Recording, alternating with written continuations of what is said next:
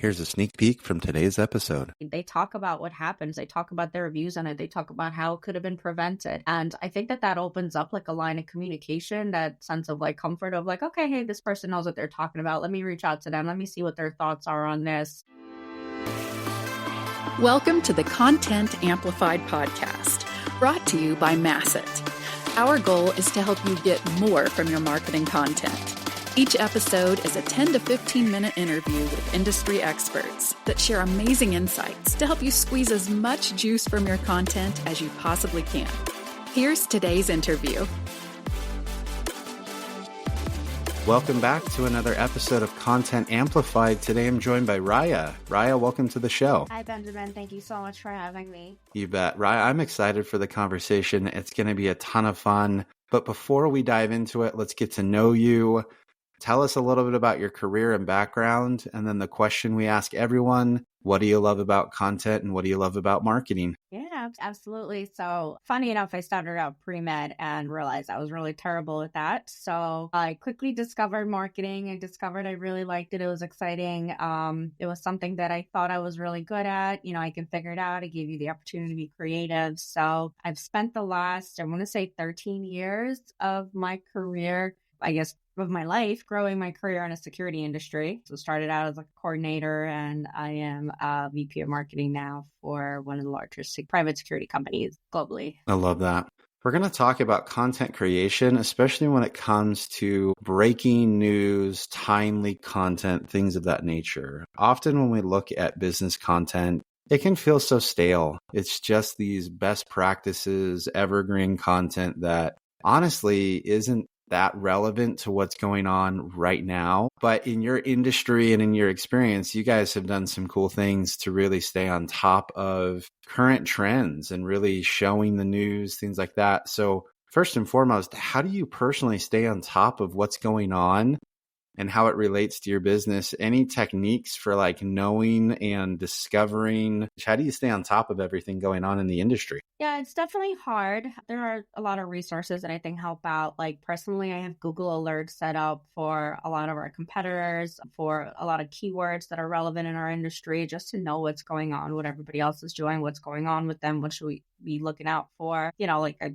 think there are other like social listening tools that you can use to monitor those online conversations as well. We have a lot of like internal experts too. So we have like a risk management division, but that's kind of what they do.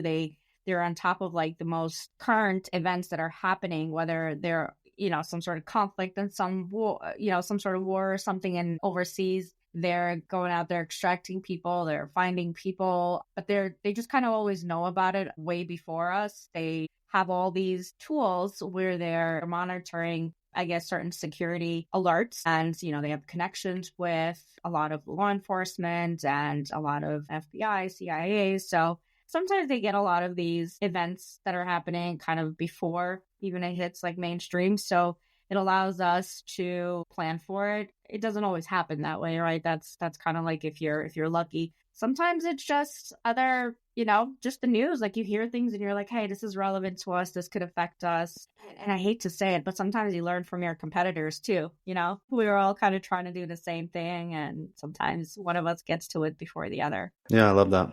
So speaking of competitors and looking at this news, when you see something, you say you talk to someone internally, and I love that you have the internal resources to figure that out and have a good pulse there and the alignment internally and that value there, or you're looking on social media or elsewhere, the news, whatever it may be, you found relevant stories that you feel like your audience would care about. How do you take that and turn it into something that your audience wants to read from you? Why would they read it from you instead of going to a news outlet themselves or something like that? What do you do to kind of add your company's unique brand and point of view, or, you know, secret sauce to the content? Yep, good question. I think we try to make it educational, you know, where it's not like, hey, here's the news. We try to kind of give them a little bit more of the background on it, or, you know, how it could potentially affect them, even if it's indirectly. Try to, I guess, make it relatable, or we try not to scare people, especially if it's like something going on, like current events. I think a very recent case with the CEO of United Healthcare, like that was a very scary moment for a lot of those individuals and those kind of roles. So it's kind of on us to make sure that we're addressing it in a sensitive way. But at the same time, letting them know, hey, we're here. This is what we could do. This is what's happening. These are, this is what our sources are telling us. This is what, exclusive sources are telling us, whatever it is, right? We just try to make it as engaging as possible from a relatable standpoint or a relevant standpoint for them. Yeah, I love it. So what's cool is you've nailed down your audience so well that it sounds like when you see a piece of news or something relevant, it's not just sharing the facts. You're also digging deeper and saying, okay, how does this relate to you? How can you apply this? What should you be worried about? What should you not be worried about? Things of that nature. You make it really applicable. It sounds like that's kind of a unique point of view that you're able to share with your audience. With timely content, how are you distributing the content? Are you focused heavily on social media? Are you using email newsletters? With more relevant content, it seems like you probably have to have a pretty decent distribution channel to get that out to people in kind of a timely manner. We do rely heavily on social media. I do feel that that's where we get the most engagement from. And then, of course, we do send, we update the blogs on our website. So we make sure that we send that out to all of our marketing contacts with mass emails just to get that information across. We get pretty good feedback on it, in terms of oh, hey, I didn't think of it from this point, or your content was valuable. And, people reach out and they're I didn't think about how this could affect me and my role and or my business. So those are the ones that have been, I'd say, the most productive for us or efficient. I love that. And I think that's really a gold standard when it comes to content. If you're getting people reaching out and saying, oh, I hadn't thought about this way, or I didn't know how this really applied to my life, and they're saying those kinds of comments, I think it's such a good indicator that you have really nailed down your point of view with your audience. I like to call it the content market fit, because that is where they're saying, I could have read this article anywhere, but you're the one who made it relevant. And so I love that little piece there. How are you collecting feedback? I mean, obviously, hopefully people reach out or comment on social media, but how are you working with your audience to kind of discover new and better ways of giving them content that's relevant to them? Good question. And I want to say that it's in our industry, it's a little tough because it's B2B. So a lot of the people, a lot of the folks, our audience, basically, if they see something relevant, they're not necessarily communicating with us on the marketing side. They're interested and they go straight to, those security experts and they're like, hey, I want to talk more about this. But that's their starting point. That's kind of how they figure out that, hey, this company knows a little bit about this. So I'd say they don't really talk to the marketing people. But, oftentimes we would get comments on a social media post. We do get some replies back to the email, either asking for more information or who they can talk to. I've seen a lot of people actually just sending, replying and commenting on what their thoughts were, whether, it's to how we presented or just thoughts about the actual trend or an event taking place. So I want to double click on that because I think it's a really good call out. You have established yourselves as experts in this field so much that the company isn't necessarily going to all of your marketing channels all the time, but they have direct contact with people inside your organization where they can go to and say, hey, how does this apply to me? What do I do for this? And they have genuine resources. I don't care what B2B company or industry you're in. If your customers don't feel like they can reach out to, their contacts inside of your company and ask relevant, questions about breaking news and how it applies to them, that's probably something you should be working on. Now, it may not be a blog post or something like that, but it could be, how do we level up our internal team to be experts and position them in such a way that our customers, when they're working with us, feel comfortable to reach out and ask those relevant questions and get that advice and get that feedback? I mean, obviously you're in security, and so you naturally have to have these experts, but what have you done to kind of position yourselves as the experts where your companies feel comfortable saying, hey, internal contact, what do we think about this? What should we do about it? Here's what I'm worried about. Have you done anything specific there, or has it just been the nature of the employees? How do you like pulled that off? I think the background of a lot of our employees, especially in those kind of like operational, like expert roles, they've got the background. They've either had like a law enforcement or military or, some sort of government agency background where they do either just know a lot about the situation at hand or they get the intel on it, and we talk a lot about personal branding too. So in terms of like on LinkedIn, a lot of those people are very active on LinkedIn. They talk about what happens. They talk about their views on it. They talk about how it could have been prevented. And I think that opens up like a line of communication, that sense of like comfort of like, okay, hey, this person knows what they're talking about. Let me reach out to them. Let me see what their thoughts are on this. And that's been really helpful. And I think the personal branding of our professionals is like they're really putting it out there, just showing people directly what they do know and that they're the individuals to reach out to. I love that. So are you supporting them in those efforts, encouraging those efforts, training in those efforts, or in your case, is it just that they're awesome and want to reach out and share that material? How does that kind of work, and what can people learn from that? I'm going to say yes to both.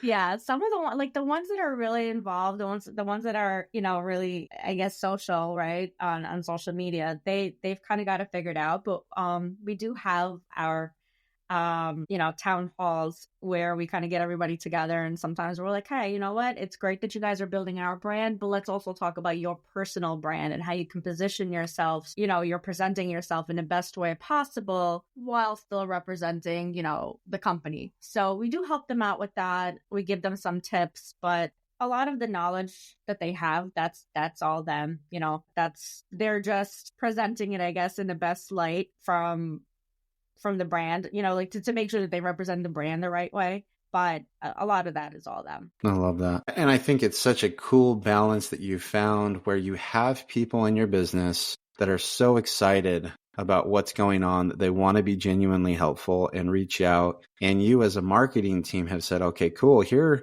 how you can be successful at it.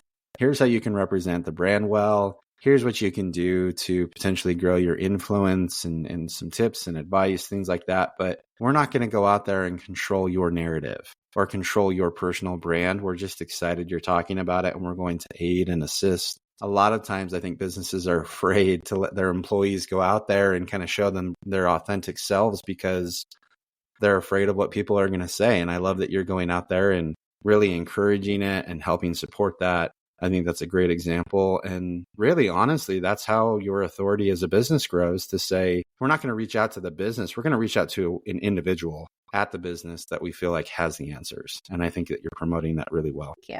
Thank you. Definitely try. One final question is like the business, like reposting content from individuals, things like that on the business account? Is most of your content coming from the individuals? What's kind of like for our company specifically? I mean, we do have a lot of like these just, industry experts, subject matter experts, and they do provide us the content. We have some individuals that provide a lot more of it than others just because they're like completely in it and, they know what's going on. And again, they have those resources or those sources that are giving them the intel so they can kind of write about that, and they'll provide us with articles. So it just makes our job so much easier.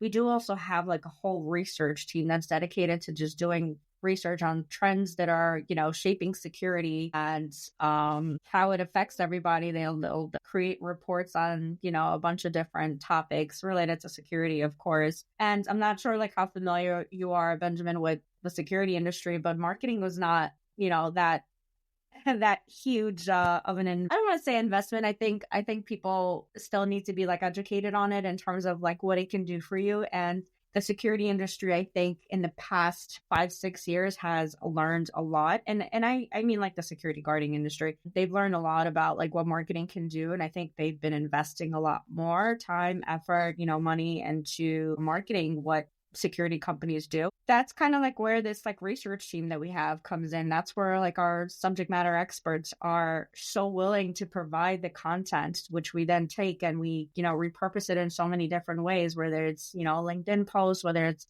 on our blog, whether it's, sending out an email or just kind of using that as a conversation starter. So I love it.